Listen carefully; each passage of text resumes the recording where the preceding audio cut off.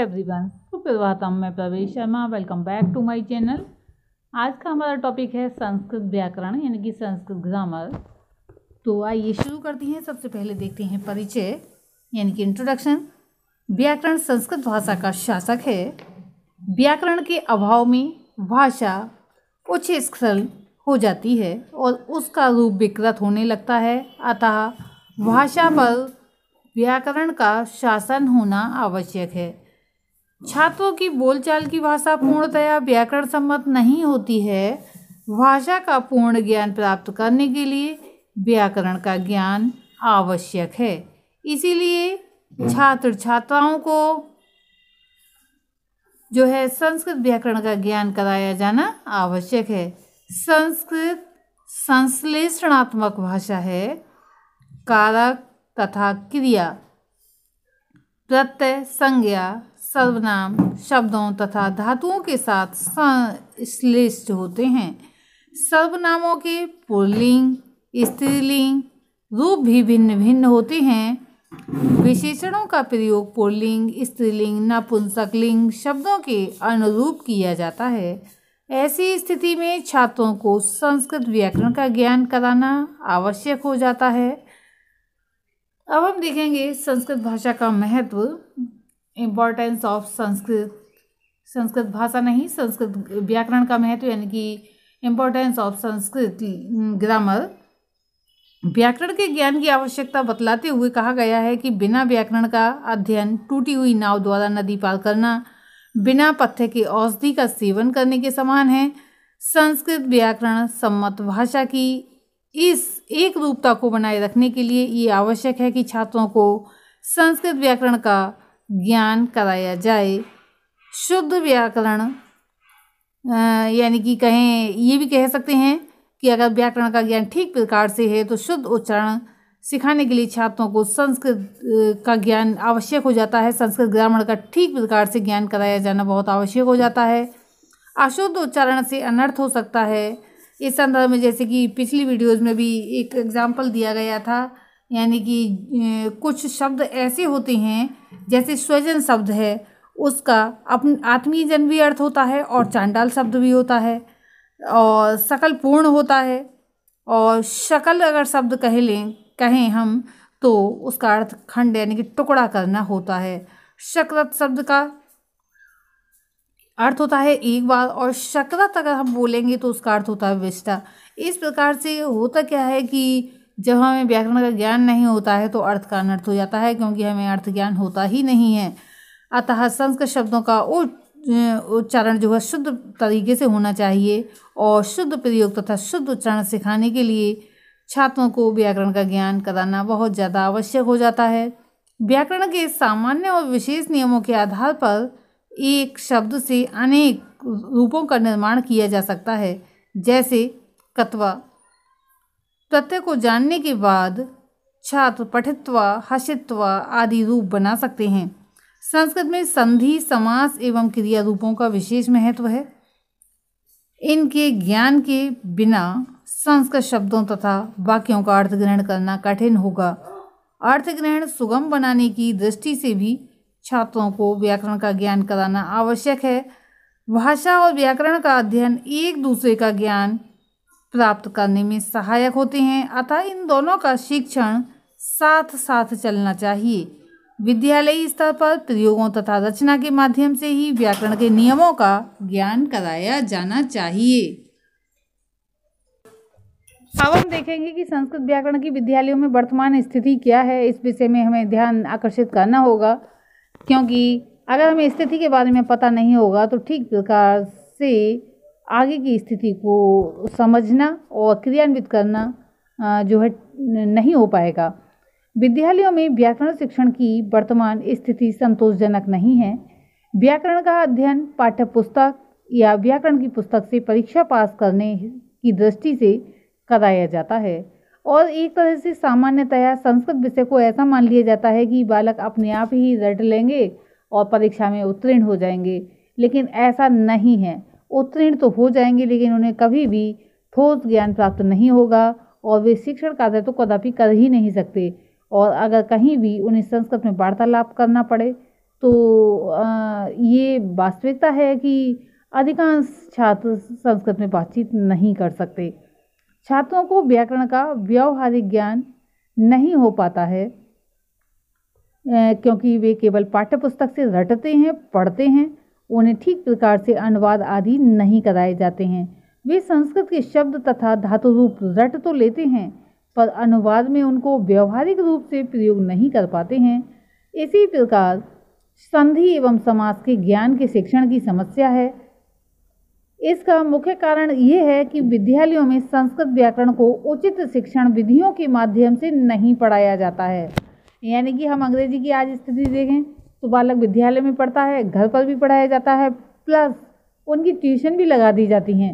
अंग्रेजी को एक बहुत अच्छा विषय मानकर उस पर उसकी एक तरह से परवरिश की जाती है, परंतु हमारी जो भाषा है, प्राचीन भाषा है, जिसे देव भाषा कहते हैं, उसके साथ ये स्थिति है कि उस पर विशेष ध्यान नहीं दिया जाता है।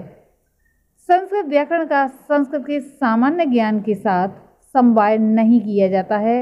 इससे छात्रों को संस्कृत व्याकरण का व्यवहारिक ज्ञान नहीं कराया जाता। इस स्थिति के सुधारने पर ही संस्कृत व्याकरण शिक्षण ठीक प्रकार से होगा। यानी कि ऐसी स्थिति नहीं होनी चाहिए। संस्कृत को भी एक विशेष भाषा का दर्जा दिया जाना चाहिए और उस पर भी वैसे ही अमल किया जाना चाहिए जिसको कि विशेष भाषा मानते हैं उसी की तरह। अब हम देखेंगे संस्कृत व्याकरण शिक्षण के उद्देश्य।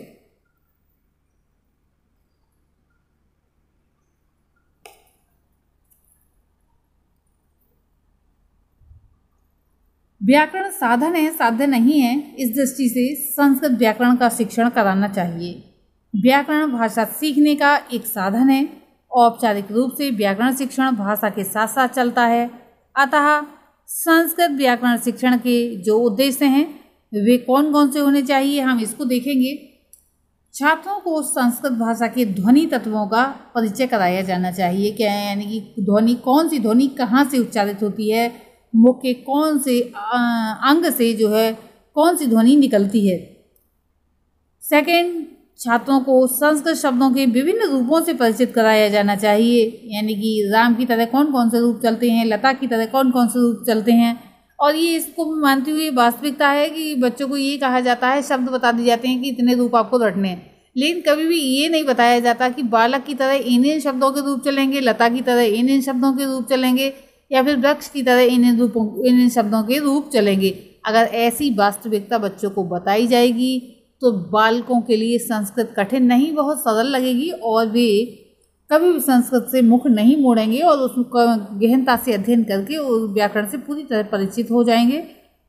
नेक्स्ट है छात्रों में शुद्ध वाक्य रचना की योग्यता उत्पन्न करना। वाक्य रचना की योग्यता तभी उत्पन्न हो सकती है जब छात्रों को वाक्य रचना करवाई जाए। अगर छात्रों को वाक्य रचना नहीं करवाई जाती है, केवल रटने के लिए कह दिया जाता है या बालक स्वतः ही रट लेते हैं, तो कभी भी संस्कृत का ज्ञान ठीक प्रकार से नहीं कर सकते।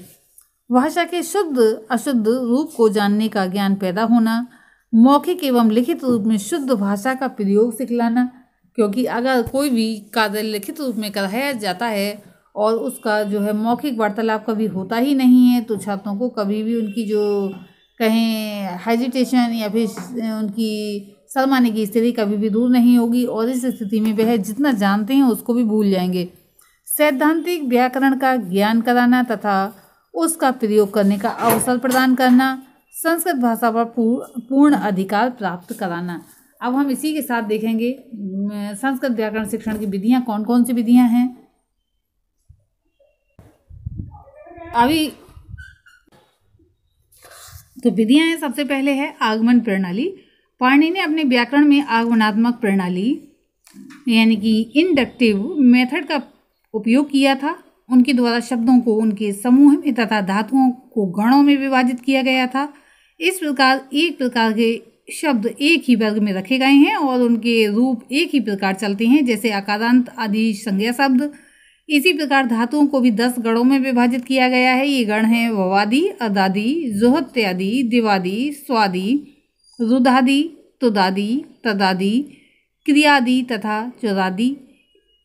इसके अतिरिक्त उन्होंने धातुओं को 3 भागों में विभाजित किया है, आत्मनेपदी, परस्मैपदी और उभयपदी। पाणिनि ने व्याकरण में जो विधियों का प्रयोग किया है वे हैं प्राक कथन, भाषण, सम्यक बोध और प्रतिश्रवण तथा जिज्ञासा। अब हम देखेंगे निगमन प्रणाली के विषय में। पतंजलि ने व्याकरण में निगमन प्रणाली यानी कि डिडक्टिव मेथड को अपनाया है। निगमन रीति में सर्वप्रथम नियम बताकर उसे उदाहरणों द्वारा स्पष्ट किया जाता है। सिद्धांत या परिभाषा बताने के पश्चात उसका प्रयोग किया जाता है। अब हम देखेंगे प्रयोग विधि। प्रयोग प्रणाली से हमारा आशय बालकों को संस्कृत भाषा के शब्दों में अधिकाधिक प्रयोग का अभ्यास देने से है। इस विधि में बालकों को संस्कृत भाषा के शब्दों को सही वाक्यों में कराया जाता है और वे इस आधार पर सीखते हैं। इसी के साथ आप देखेंगे पाठ्यपुस्तक प्रणाली। पाठ्यपुस्तक प्रणाली से अभिप्राय ये है कि शिक्षक बालकों को अलग से व्याकरण का अध्यापन करने की अपेक्षा पाठ्यपुस्तक पढ़ाते समय ही व्याकरण के नियम की व्याख्या करता जाए, जैसे संधि, विग्रह, विभक्ति, परिचय, समास आदि। अब देखेंगे हम सूत्र प्रणाली। इस प्राचीन प्रणाली के अंतर्गत छात्रों को सूत्र रटा दिए जाते थे। इस रटे हुए सूत्रों के आधार पर छात्र भाषा ज्ञान और भाषा का प्रयोग करते थे। और हम देख रहे हैं रा नंबर पर या 6 नंबर पर अव्यकृति प्रणाली या अव्यकृति विधि। व्याकरण की औपचारिक शिक्षा के बिना छात्र इस विधि के अंतर्गत भाषा का ज्ञान प्राप्त करता है।